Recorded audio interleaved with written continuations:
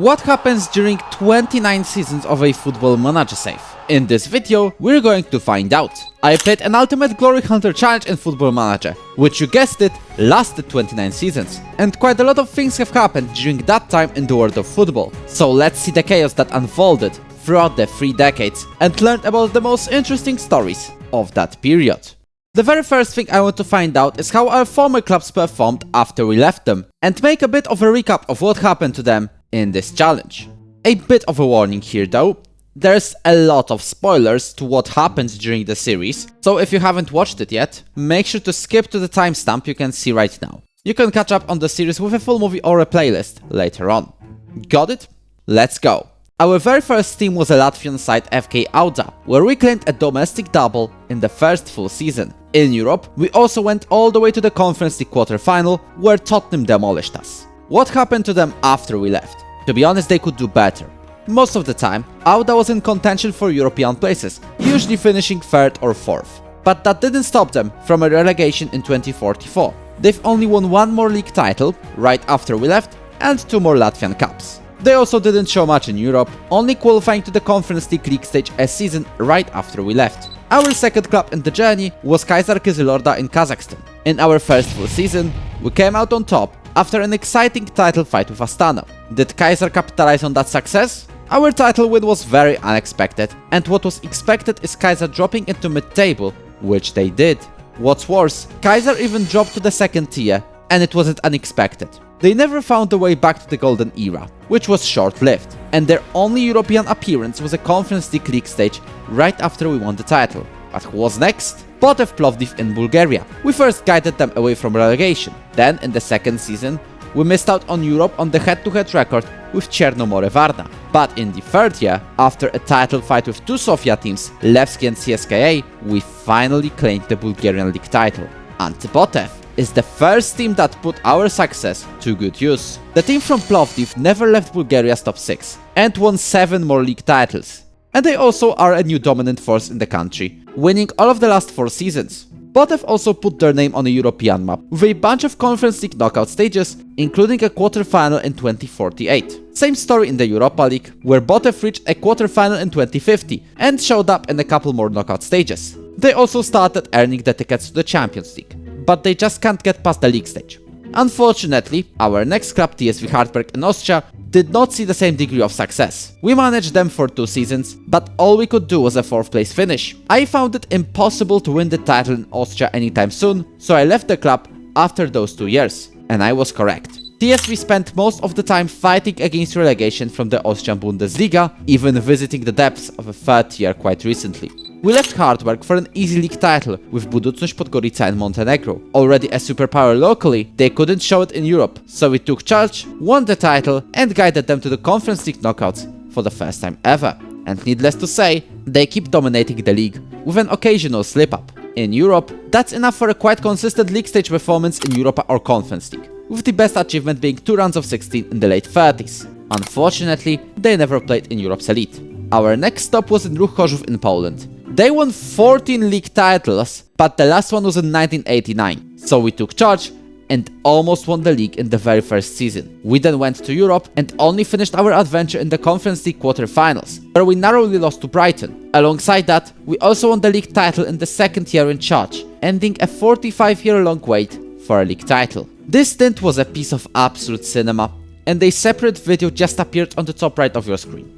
Ruch used that success to enter another golden age, with 2 more league titles and only leaving Poland's top 5 once in the next 14 years. But this golden age seems to have run out. During it, unfortunately, Ruch never found a way to the Champions League, but still played a number of times in the Europa League stage and saw the Conference League knockouts twice. Next on the list is a big league, France and Monaco. In 2 seasons there, we won 2 Super Cups and a French Cup, but we just couldn't get that league title. So we jumped ships to Paris Saint-Germain, where I spent 500 million euros in a single transfer window and finally won the Ligue 1, as well as the Club World Cup. But I bottled the Champions League in a typical PSG fashion in the quarter-final against AC Milan. After we left, most of the time, the Ligue 1 was a back and forth battle between both of our former clubs. But now, times are changing.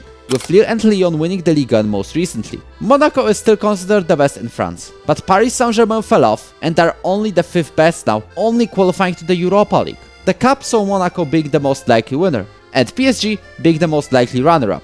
But the other teams often claim that trophy as well. The biggest upset here must be Nancy though. They won the Cup while being relegated to Ligue 2. The 2 Champions Leagues Paris Saint-Germain won were in the early 30s, way before we joined. And for both of the clubs, round of 16 is usually all they can get in Europe's elite, with a couple of quarterfinals and a single final for Paris Saint-Germain in 2044. From the luxurious sites in Monaco and Paris, we went straight to a tiny island in Finland to manage IFK Mariehamn. In our first 1.5 years, we were in the championship contention, but we couldn't keep up the pace of the front two, HJK Helsinki and Seinäjoki. We finally capitalized on HJK having a crisis and Seinäjoki having a disaster in the first season, and finally took the title away from slightly sensational runners-up, Ekenes. But how did Mariehamn do after our reign? After our title in 2039, HJK went back to dominating the league. But it's not like they're invincible. Our former club regularly features in the top 3 and won 3 more league titles, but they only made it twice to the Conference League stage. A club that just became rich in game, Spartak Subotica from Serbia, was next, but they were underperforming. In the first half a year, we dragged them to the championship group and even finished 6th there. So from the very next year, we were fighting Crvena Zvezda for the title. And we even had a slight lead over them, but their late comeback in the deciding game and a later loss of form lost us the title. But it's nothing compared to what happened in 2042. With 12 games to go, we were invincible and had a 15-point lead over Crvena Zvezda, and we still found a way to bottle it in the final match day. Maybe the Conference League quarter-final run was a reason behind this disaster. We wanted to get revenge the very next year, and we didn't even think we could go that far. We won the league, but we did not just win the league. We won it with 100 points in the bag, and what's more, we also won the Conference League, demolishing Marseille 5-1 in the final. After we left them, they became one of Serbia's top teams, but they did not become a top team. Usually, you can fight them in 2nd, 3rd, 6th or 7th. They never made it to the Champions League stage, but enjoyed some success in the Europa League with 2 knockout appearances and a quarter-final in the Conference League. More good news, Spartak just won the most recent Serbian Cup, against Crvena Zvezda. We then moved on to Ferencvaros, a dominant Hungarian side, and we kept that reputation with a domestic double. The story of the stint was in the Europa League though, where we went to the final. Unfortunately, we lost there to Juventus. Ferencvaros of course did not come close to that success, only reaching 2 league stages in the Champions League, a knockout playoff in the Europa League, and 3 knockout stages in the Conference League. But the league went even worse. Ferencvaros is no longer dominant, and that's because there's a new club in town, BFC Sopot, who are taking that role away from our former team. We left Ferencvaros after only a season to join Slovan Bratislava in Slovakia. They became a fallen giant in the safe, even getting relegated twice. But in our first and only season in charge, we made a title charge and lifted it, only taking the lead late in the season. We also won the Slovak Cup, making it a domestic double. The Slovak League generally became a mess after we won it. Žilina, Košice, Trenčín and Slovan all won the league. But sadly, in the 7 seasons after we reached the top of Slovakia, Slovan never made it to the European League stage. And now, we're right after our stint with Dinamo Zagreb. In Croatia, we won 6 league titles, 5 cups, but most importantly, the UEFA Champions League. And this is the most recent league season in Croatia. The Croatian league is now the 8th biggest league in Europe, on the brink of joining Europe's biggest leagues. But now the question is, what happened in those Europe's biggest leagues? We're starting up in Portugal. Most recently, Benfica took the crown right in front of Porto. A new top side in the country is Gil Vicente, who became a top 6 team in Portugal, most recently finished 3rd and won 2 Portuguese Cups. However, the Big Three is still doing well, although Benfica decided to take most of the credit, with Porto finishing 2nd and Sporting 3rd, unless we're talking about the cup, which is pretty random. In the Netherlands, one giant was replaced by another. Of course, Ajax dominated the league, we're not talking about them. But in the 2nd place, we've got Roda Kerkrade. They emerged in the dawn of the 2040s, and now are effectively the 2nd best team in the country. The giant that fell though was Feyenoord. They're now a mid-table team pretty much, and have not seen the podium for 17 years. But that's not the end. They even got relegated to the 2nd tier quite recently. Thankfully, they went straight back up. The Dutch league started with PSV Eindhoven winning titles. Then it was Ajax swapping with AZ Alkmaar, until the side from the capital decided to take it all. And more new teams decided to fight for the 2nd place. Fortuna Sittard, Willem II or FC Utrecht are all in contention for the runners-up award. At least, Ajax allowed the other teams to win some Dutch cups, but there wasn't a massive upset here, maybe aside go-ahead Eagles and NAC Breda. We've already covered France, so we're moving to Spain. I don't know what did you expect. The top 3 is still the top 3, and it feels not much has changed. Maybe aside from Tenerife making it to the top flight, whereas Sociedad dropping to the second tier, they're back up, or Getafe going all the way to the third tier. And yes, all league titles were taken by Barcelona and Real Madrid. Well, no, not quite.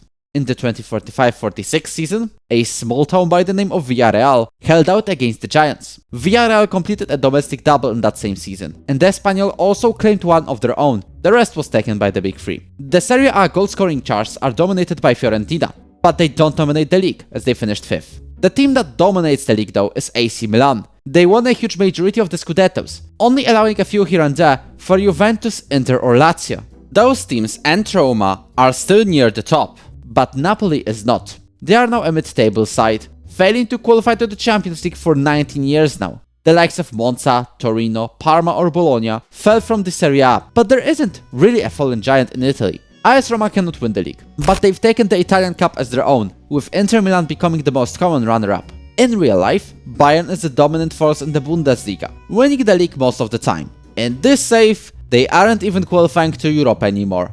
They finished 9th in the most recent season, and are on a slow way down the rankings. Since their fall in the 30s, a new top 4 or 5 has formed. The members of that club are Borussia Dortmund, RB Leipzig, Borussia Mönchengladbach, Eintracht Frankfurt and Bayer Leverkusen, who won the most recent title. Bayern isn't the only team that went through a slow downfall though. Hertha is in the second Bundesliga, alongside VfB Stuttgart, who are fighting for survival in the second tier. The cup is a bit more random, with Freiburg or Mainz taking one trophy each. And now, the Premier League, most recently won by Chelsea. Most of the time, it was Manchester City who won, with a couple of titles for the Blues. In recent years though, it looks like the Blues finally found a way and are the most dominant team in the country now. The Big Six largely stayed around the top, maybe aside Tottenham, who are now a mid-table team at best. Liverpool is still close, but they much more enjoyed winning some cups and 2 Europa Leagues. In the Championship, we can see West Ham, Crystal Palace or Lincoln City. Say hi to Tom FM in the comments. I did not load the lower English leagues though, mainly because in the Ultimate Glory Hunter Challenge, only winning the top tiers counts. But here's your winners of League 1, League 2, Vanarama National League, National League North and South. There's a surprise win here and there in the FA Cup, with Bournemouth winning twice recently, but most of the time it's still the Big Four. Same for Carabao Cup, although shout out to Wolverhampton, who won this thing twice. Big leagues are covered now, but what happened elsewhere in Europe? We'll go with the alphabetical order here. No surprise in Austria, Red Bull Salzburg keeps dominating. The only 2 teams who could find their way ahead of RB were Austria Wien with 2 titles and Sturm Graz right at the start of the save. Belgium saw a couple of dominant eras. First it was between Genk and Ghent, and most recently Anderlecht took most crowns. Sparta Prague dominated the first half of the save in Czechia, and Slavia Prague dominated the second. But there was still some room for Fastav Zlín, who pretty much became Czechia's number 3 with 3 titles to their name. The Danish league is a mess though, but not on the top spot. Copenhagen is the team that gets the most titles for themselves. The Big 4 of the Greek league stayed as Big 4, but I'm surprised AEK Athens only won 1 league title. The Irish league mainly sees Shamrock Rovers winning titles, but it's not like Bohemians had a dominant spell for a short while. Kairat Almaty started as the most successful team in Kazakhstan, but since 2043, FK Taras have a clean slate. In Latvia, we witnessed Liepaja being the first really dominant team, but now it turns out to be RFS Riga. Norway's most successful team is Molde, but they're not really dominating the league, with Stabæk, Viking, Bodo Glimt or Rosenborg all winning some titles too. The Polish Ekstraklasa sees Lech Poznań take over. They won 19 league titles during this save. Ruch, Śląsk Wrocław and Legia only took 3 league titles each, Raków won 1, and Pogoń Szczecin cannot win a single piece of silverware as usual. Romania is a bit of a mess, but if I was going to name some usual favorites, they'd be CFR Cluj and quite recently, Botosiani with Fal Constantia. In Scotland though, the old firm is not so dominant anymore. Celtic won most of the titles at the start, but Hibernian, Aberdeen or Dundee definitely caused a shake-up in the Scottish football. After we won 1 Serbian league with Spartak Subotica, things returned to normal in this country, and the 2 major Belgrade clubs dominate everything again. The Slovenian league started as a traditional battle between Maribor and Olimpia Ljubljana, but in 2030s, Celje walked in and became a powerhouse. The Swedish Allsvenskan saw a whole host of winners, from Djurgården to AIK, Hammarby, Göteborg or BK Häcken. Not really a dominant force here. Switzerland is also quite interesting. Sure, BSC Young Boys and FC Basel won most of the titles, but in the recent years, a new top 2 is forming up. That top 2 is FC Luzern and FC St. Gallen. In Turkey, the Big Four leaves no margin of error for themselves, with Fenerbahce probably being the most successful of the bunch. In Ukraine, Shakhtar dominated for most of the time, but times are changing. It looks like the center of Ukrainian football is moving to Lviv, and in Wales, the New Saints' domination was taken by university students, those from Cardiff, to be exact. With domestic leagues covered, what about the European competitions? We of course won the most recent Champions League with Dinamo Zagreb, but don't get too hyped. Only teams from the top 4 leagues and Paris Saint-Germain have ever reached the Champions League final. But there are at least some new winners. Other than PSG, it's RB Leipzig, Arsenal and Newcastle United. The most successful teams are Manchester City and Arsenal. Both won it 4 times, but the former got a three-peat right at the start of the save. Bunch more teams won the Champions League 3 times overall. Real Madrid, AC Milan, Chelsea and Barcelona did so. The Europa League saw much more drama, but again, it's exclusive to the top 5 leagues. The only teams outside the top 5 leagues who made it to the final are Galatasaray in 2029, AZ Alkmaar in 2039, as with Ferencvaros in 2044 and Benfica in 2046. Tottenham is the most successful team in the Europa League with 4 titles, while Juventus, Lazio and Liverpool all gathered 3 titles each. But it's the Conference League where chaos unfolded. A whole host of teams from a whole host of nations played in the Conference League final or won it. The likes of AEK Athens, Stuttgart, Copenhagen, Augsburg, as with Spartak Subotica, Southampton, Leeds, Reggiana or Bayern all tasted European glory in the third tier. Some of their opponents were Anderlecht and Feyenoord, both twice, Rym, Besiktas, Rangers, Lech Poznań, Dynamo Kyiv, Sparta Prague, Ghent, Hajduk Split, Celtic or Rapid Wien. Truly an insane competition, for reasons you can find out in the video on the top right. The only teams to win the Conference League twice are Brighton and Lyon, and the UEFA Super Cup was mostly won by the team who won the Champions League in the previous season. The only nation who shakes the top of the coefficient rankings is Croatia. Thanks to our performance and a win in the UEFA Champions League with Dinamo Zagreb, we carried Croatia to 7th.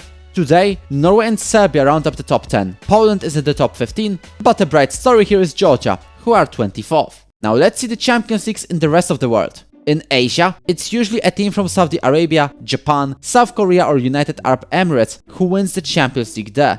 But there's also a huge rise of Australian teams in this competition, as Western Sydney Wanderers reached 3 finals and Sydney FC added 1. In Africa, the Champions League is often won by teams from South Africa, Egypt, Morocco or Tunisia, where CF Sfaxien emerged as a new powerhouse. However, the most recent winner is Asante Kotoko from Ghana, who won on penalties over Generation Foot from Senegal. No surprise in North America though, if you're not from Mexico or the United States, you don't have a Champions Cup winner. Quite a similar story in South America, albeit the winners are from Argentina or Brazil, but we've got a couple of exceptions. Deportes Tolima from Colombia won in 2045, and Universidad de Chile won in 2041, with Colo Colo reaching 2 finals in the last 4 years. And in Oceania, it's mostly Auckland United, with an odd Auckland City win. But look, it's Ba and Suva from Fiji, who claimed 1 Champions League each, so an island with less than 1 million people has some silverware. And last but not least, the Club World Cup, which is dominated by the European clubs, and saw Newcastle United winning the 2 most recent titles. With the club scene completed, now it's time to move to the national teams. The best team in the world now is Spain, but I want to give the shout out to Japan, who are 4th, Mexico, who are on 6th, or Wales, who found a way to the top 20. But could Japan do something in the World Cup? No, but that was very weird anyway. Belgium won in 2026 and Denmark won in 2046. No team outside of Europe won the World Cup, and it's even more of a heartbreak for Mexico. They were twice in the final, only to lose it in 2038 and 2046. But for some, the World Cup brought pure joy. I'm talking about Nigeria, Australia and Scotland, who all finished in 3rd. In the UEFA European Championship, Ukraine hosted a tournament with Poland in 2044 and won it. Sweden also claimed a title over Greece in 2028. Other than that, the winners were Germany twice, Spain, Portugal and England. Japan is 4th in the FIFA rankings, and quite deservedly so, with 2 Asian Cup wins in the final most recently. Other than the Japanese, it's mainly the nations of the Middle East who win, and Thailand got a win in 2024 and Australia in 2028. In Africa, the only surprising winner is Angola, who won in 2028. The rest of the titles were mainly contested by the continent's top nations. The CONCACAF Gold Cup is mainly won by the USA or Mexico, but Jamaica and Canada still found the win for themselves. Copa America is mainly a South American tournament, but turns out the USA and Mexico won 2 titles each. Maybe it's finally time for those 2 confederations to merge? And the OFC Champions Cup sees New Zealand getting a clean slate. With all the teams done, let's see who are the best players in the world. I can separate the Ballon d'Or into 3 dominant eras. First, it was Real Madrid's Mbappe with 5 Ballon d'Ors and Bellingham with 4. Then, we witnessed Lamine Yamal's supremacy with 5 awards. And now, it's Nugent Raphael Enin from Belgium, who plays for Manchester City. He claimed a record-breaking 9 golden balls. But is he the best player in terms of pure ability? It's safe to say he's not. The best player right now is Yacine Varol, a German defensive midfielder from Real Madrid, who has 196 points of current ability out of 200. The second best player is a shadow striker, Carlos Gonçalves, who represents AC Milan and France, with 189 points of current ability, the exact same as Patrick Zua, a Portuguese centre-back from Barcelona. Henin only has 179 points of current ability, which would still put him on the brink of the Ballon d'Or shortlist if it was down to pure skill, that is. The best player for our last team, Dinamo Zagreb, is Joris Gerard, a goalkeeper with 168 points of current ability. We also have a bunch of players who are rated at around 150. And for last, let's see what you've asked for. As far as my knowledge goes about the reality of the Brazilian football, not much changed. Although Flamengo seems to be the most consistent of the bunch, winning 11 titles. What is the fate of Lusitania in Portugal? Turns out, they reached the 2nd tier of Portuguese football, but only lasted 3 years. They spent most of the save in the 3rd tier. Did Poland win something? There isn't much good news in that matter. Usually Poland finished in the round of 32 in the World Cup or in the round of 16 in the Euros, but the clubs did slightly better. They enjoyed the Conference League in particular, reaching the latter stages numerous times. Mostly it was Śląsk Wrocław, but the peak was in 2039, when Lech Poznań almost won it against Athletic Bilbao. And last but not least, what happened to the man who was a transfer target for Real Madrid, but we stole him to Botev Plovdiv? Abdo Farouk, an Egyptian goalkeeper, is that man. He retired in the year 2045, and he enjoyed quite a decent career after we left Bulgaria. But instead of conquering the top leagues, which to be honest he didn't have much of a chance to do so because his potential ability was at 134, not even enough to be in any Premier League squad, he decided to enjoy the New York lifestyle and play the rest of his career for New York City FC. Abdo's biggest success by far is winning the African Cup of Nations in 2034 and 36. And that's it. That's all you need to know about what happens in the 29 seasons of a Football Manager save. Thank you for watching this video. If you enjoyed, hit the like button and subscribe to the channel. I'll be very grateful for that. And maybe it's time to watch how our own story turned out in this Ultimate Glory Hunter challenge. The full movie from that journey is available on your screen right now.